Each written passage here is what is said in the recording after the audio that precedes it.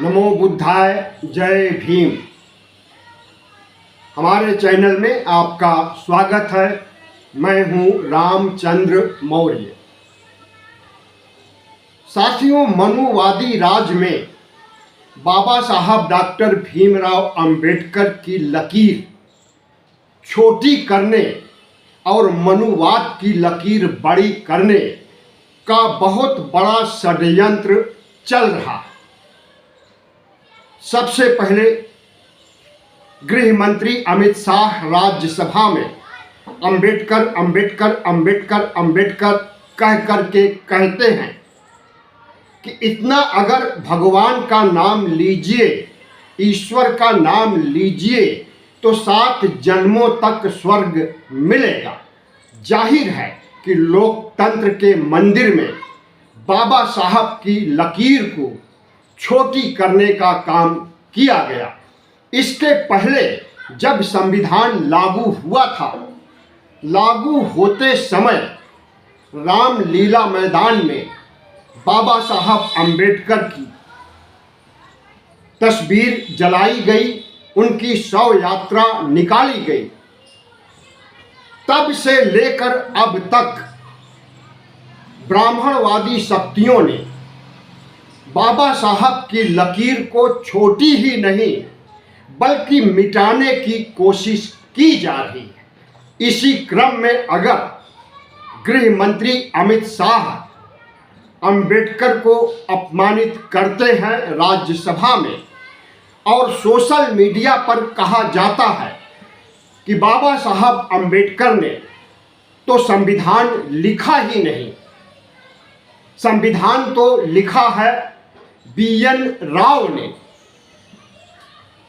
Social media के बाद इस देश के 4 शंकराचार्यों में से एक शंकराचार्य जो ज्योतिष मठ उत्तराखंड के शंकराचार्य स्वामी अभिमुक्तेश्वरानंद है, उन्होंने बाबा साहब पर प्रहार किया है।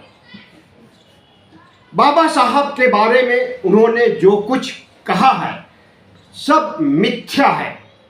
हमने ग्रोक से पूछा, गूगल से पूछा, तमाम भंते और बौद्ध धर्म के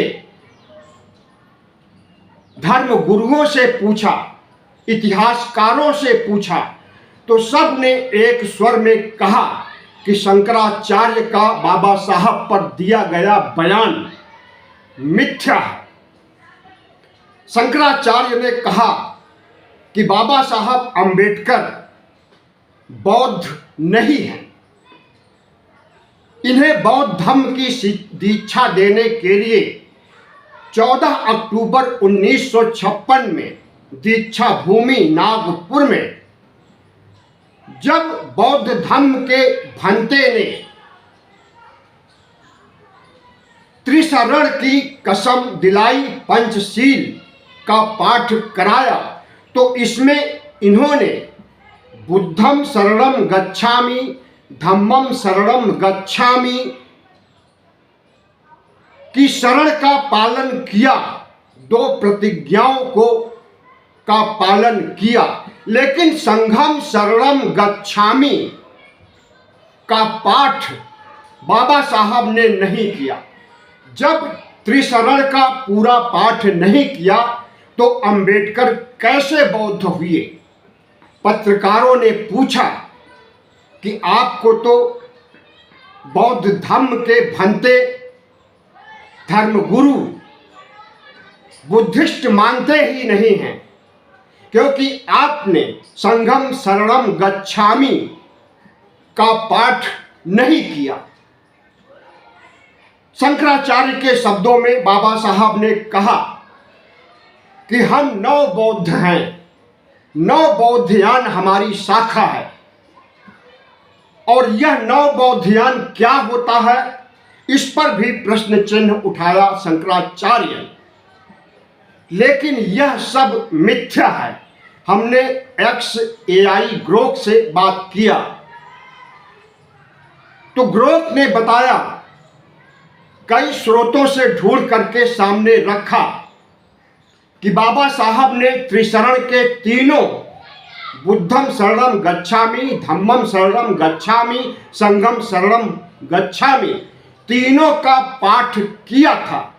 शंकराचार्य झूठ बोल रहे हैं। आखिर शंकराचार्य झूठ क्यों बोल रहे हैं? इसके पीछे क्या छुपा हुआ है? जाहिर है कि बाबा साहब डॉक्टर भीमराव अंबेडकर ने मनुवाद पर सीधे प्रहार किया।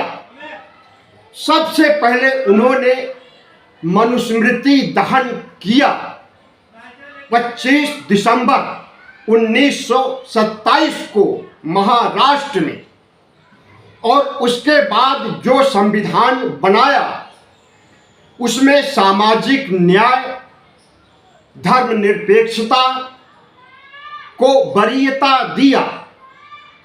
ओबीसी, एससी, एसटी के कल्याण को संविधान के जरिए सुनिश्चित किया, और मनुवादी लोग नहीं चाहते कि ओबीसी, एससी, एसटी के लोग सवर्णों की बराबरी कर सकें। इसलिए वर्ण व्यवस्था उनके ऊपर थोपने और बाबा साहब की लकीर को छोटी करने ही नहीं, बल्कि बाबा साहब की लकीर को और बाबा साहब को मिटाने का षड्यंत्र रचा जा रहा है। आज के मनुवादी राज में, कांग्रेसी राज में ऐसा कतई नहीं हुआ जैसा पिछले 11 वर्षों से हो रहा है। धर्मनिरपेक्ष भारत को यह लोग हिंदू राष्ट्र बनाना चाहते हैं। बाबा साहब डॉक्टर भीमराव अंबेडकर के संविधान को हटा करके मनुस्मृति लागू करना चाहते हैं। इसलिए बाबा साहब की अवहेलना करना, अवमानना करना, बदनाम करना इनकी फितरत में शामिल हो गया है।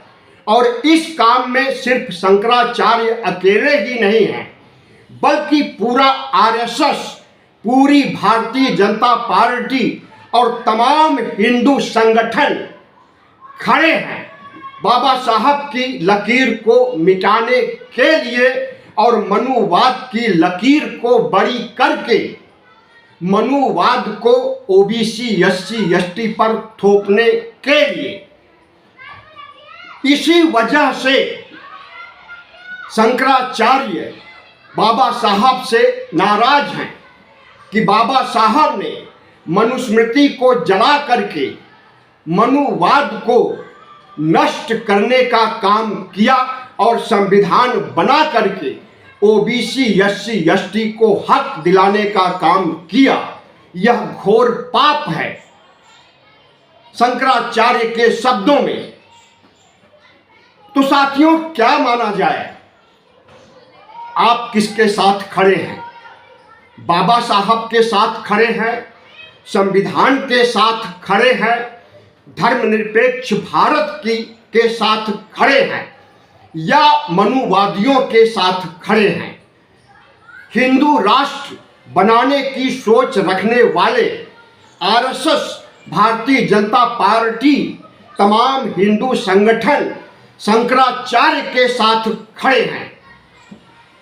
हमें लगता है कि आज का ओबीसी, एससी, एसटी जाग गया है और बाबा साहब के खिलाफ जो षड्यंत्र रचा जा रहा है सरकार के द्वारा कि राज्यसभा में बाबा साहब को अपमानित किया जाए, और तमाम सवर्णवादी शक्तियां जिस तरह से बाबा साहब का संविधान लागू होने के बाद से बाबा साहब की प्रतिमाओं को खंडित करने का कार्यक्रम शुरू किया था, वह थमा नहीं है। आज भी देश भर में अनेकों जगह पर बाबा साहब की मूर्तियां ध्वस्त की जाती हैं। साथियों, इस वीडियो के द्वारा हम ओबीसी, एससी, एसटी को संदेश देना चाहते हैं कि अगर अपने अस्तित्व को बचाए रखना है, अगर तरक्की करना है, विकसित भारत में विकसित इंसान बन करके जीना है, अपनी आने वाली पीढ़ी को मनुवाद से मुक्त करना है, तो धर्मनिरपेक्ष भारत की रक्षा करनी होगी, बाबा साहब के संविधान की रक्षा करनी होगी, और जो शक्तियां बाबा साहब को बदनाम कर रही हैं, कलंकित कर रही हैं, उनके खिलाफ एकजुट होना पड़ेगा।